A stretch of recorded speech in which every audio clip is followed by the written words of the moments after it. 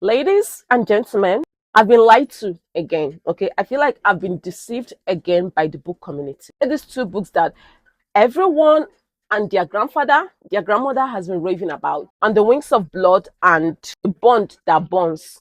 It has to do with Vampire Academy. This book starts off with our FMC Medra. So Medra Pendragon just appeared from another world and came into the world of Sangreta. Sangreta is basically a world of vampires and humans.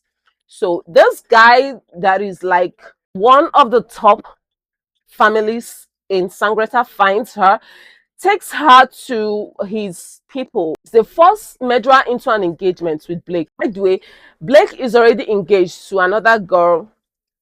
I can't remember her name. The reason why they did that is because according to them, Medra is a dragon rider, and dragon riders have been extinct for a couple of centuries. So she appearing became like a struggle for power because apparently she as a dragon rider represents power. So when they force her into an engagement with Blake, the vampire guy, they send her to this school, Bloodwing Academy, which is basically a school for vampires to train.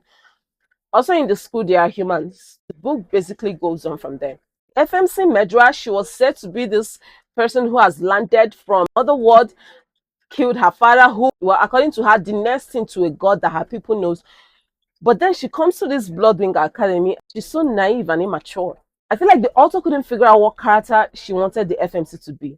She was just so naive and immature and could basically not make a decision, cannot make a stand. The first book ended on a cliffhanger to some. I don't even consider it a cliffhanger because throughout the book, it never grabbed me. At some point, when it seemed like, okay, it's going to pick up, it just dwindles down. Now, in the second book, it picked up really. It was going good.